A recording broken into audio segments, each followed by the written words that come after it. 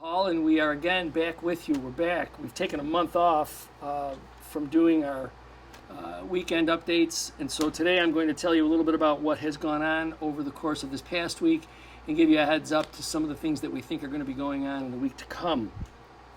This past week, I had the chance to participate in one of the things that I think is really an important event, and that is Dad's Taking Your Child to School Day.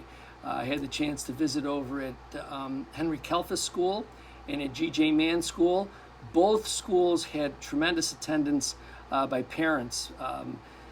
Dads, uncles, grandparents, moms, everybody was out there.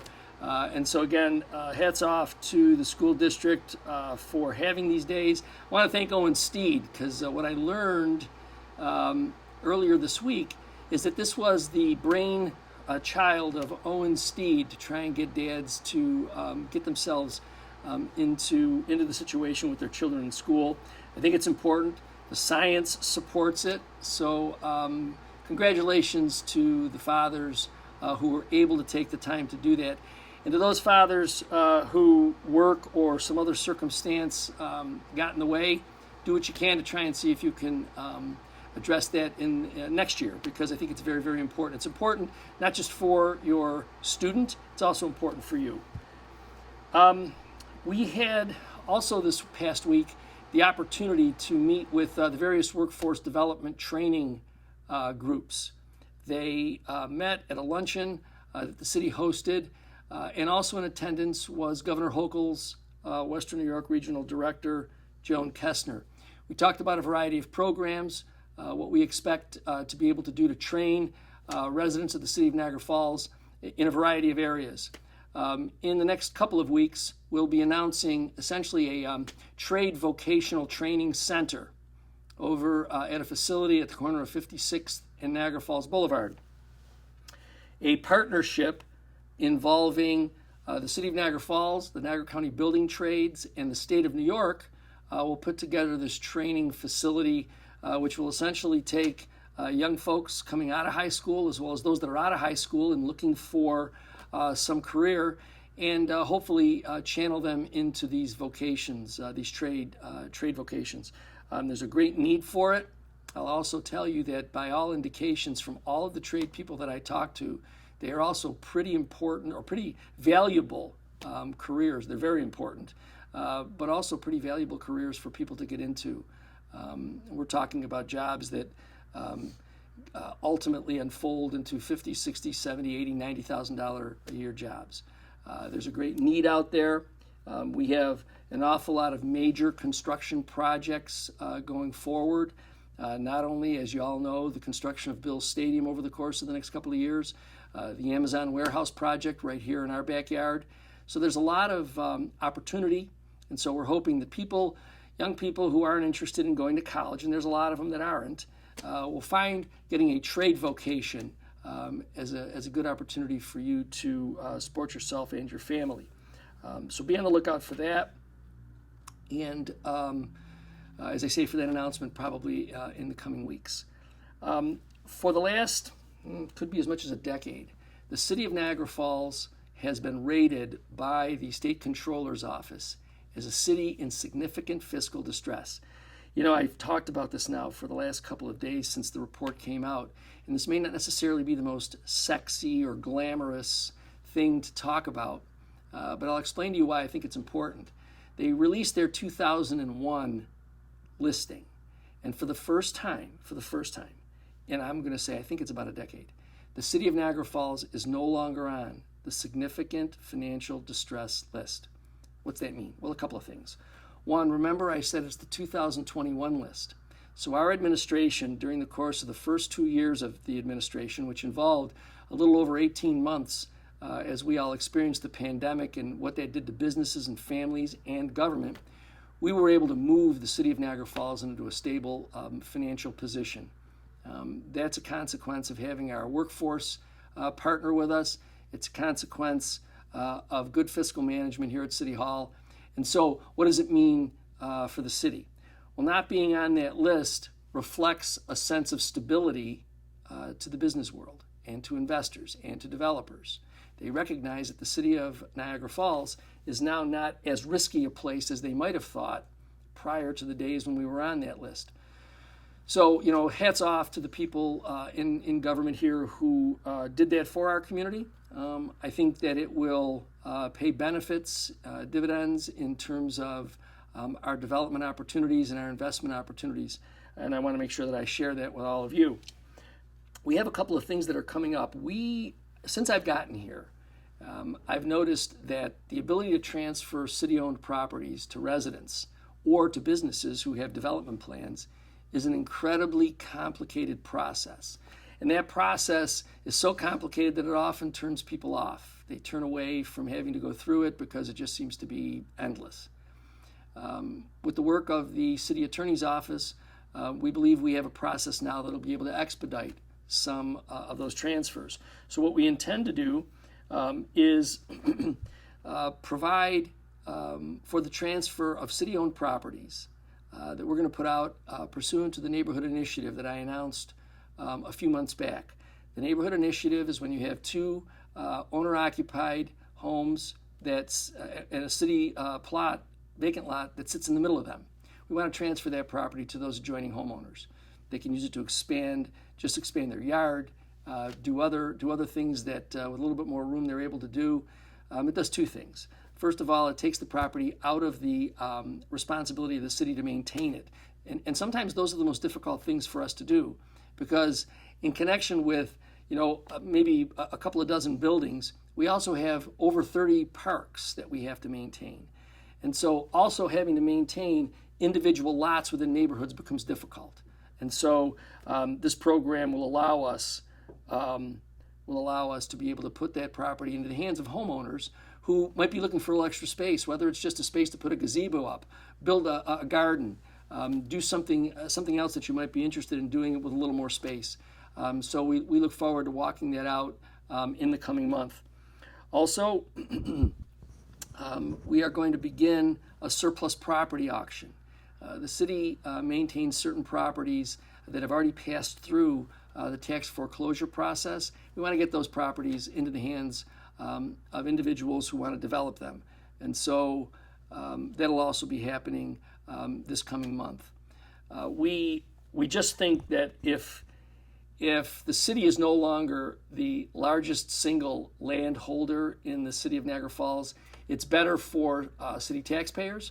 It's better for residents who have the opportunity to enjoy a little additional space. It also makes things a little easier for development, particularly in the housing area, to move along a little quicker, because that's one of the things that we'd like to do, and that is increase housing development, bring online some additional housing for people. I was at a homeowners course last night. The single most important thing that we can do for our residents is try to see if we can move people from being renters into first-time home buyers. Being a first-time home buyer gives you a certain sense of self-worth, dignity. This is your place.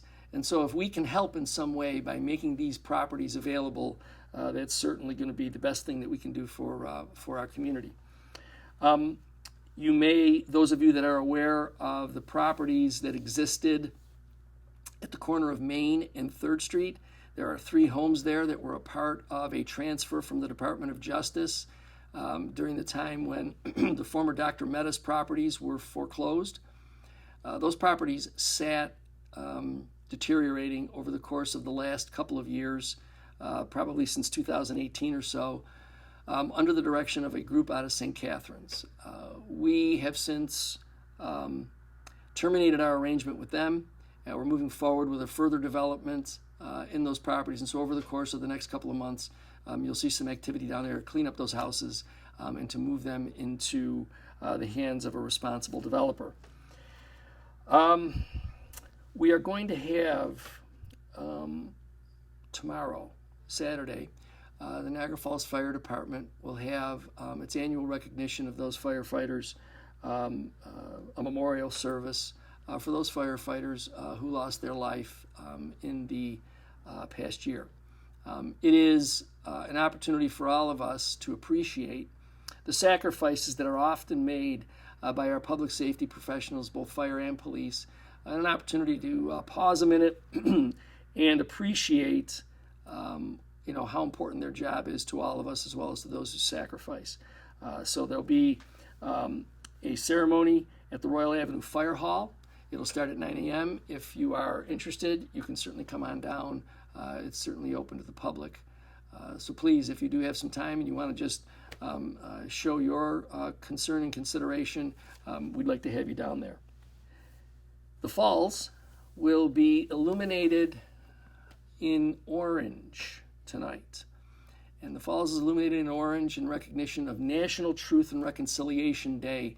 Our Canadian neighbors, I think all of us, certainly the United States has had its sort of reckoning where you start thinking about your past and you think about the things that have gone on, things that you didn't focus on because they appeared at that point to be background noise.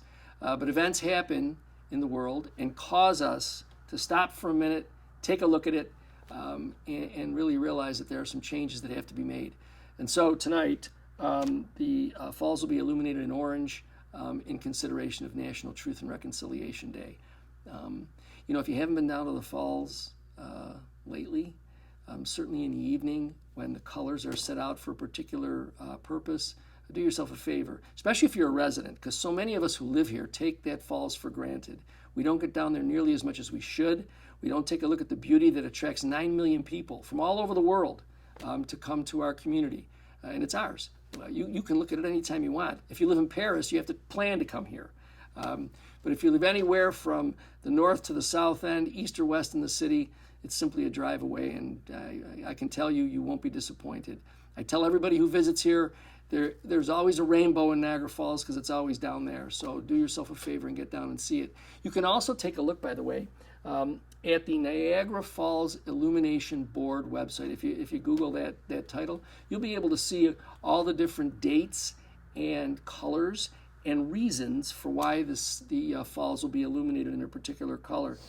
As part of the Illumination Board, I have the chance to sit back and think about new and exciting ways for us to use the falls in a dignified way to send messages. We're looking at a whole host of new opportunities, and so I think over the course of the next couple of years, as beautiful as the falls is naturally, particularly in the evening, we're looking at ways we can make it even more exciting. So there'll be more on that as those plans unfold. I want to remind everyone, since it's been a while since I've been with you, don't forget that if you have concerns, you see things in your neighborhood, or there's an issue that you personally want to bring to the attention of government, particularly in the area of public works, neighborhood issues. If you have a cell phone, you need to only dial 311. We have a 311 hotline. You'll actually speak to a live person. It won't be just a voicemail generated menu. So you'll speak to a live person. You can express to them what your concern is, and they'll direct you right to where you need to be. If you don't have a cell phone and you want to use the 311 system, simply call 286-4311, 286-4311, and you'll also be able to express whatever concern or matter that you have to talk to them about. Additionally, we have been utilizing quite a bit the city's text alert system. If your phone receives text messages, it doesn't have to be a smartphone, but if you receive text messages, if you text the word resident to the number 716-325-5723, 716-325-5723, that's 716 Falls 23. Text the word resident to that number. You'll go through a certain menu of questions, and then you will receive text messages for road work that's being done, concerts that are happening, other events that are going on, school closings, other issues with regard to what's happening in the city, whether there are issues with a water main break or any of those things that might impact your driving, may impact activities that you're going to want to take advantage of. We try to send them all out as soon as we're made aware of them. So again, that number, 716-325-5723. Text the word resident to that number, and you'll be lined up to get all of those text messages from City Hall. So it's great to be back with you. I look forward to being with you now each and every end of the week. And until I see you again next Friday, remember, it's going to be a great weekend. The Bills will have the chance to bounce back. Trust me, I think this is going to be a good week for them, a weekend for them. So, but enjoy yourself out there. Be safe. Remember, we still have motorcycles and bicyclists on the road. So those of us that are driving, please be mindful of speed limits and stop signs, as well as the people with whom we're sharing the road. And I look forward to talking to you again next week. Thanks.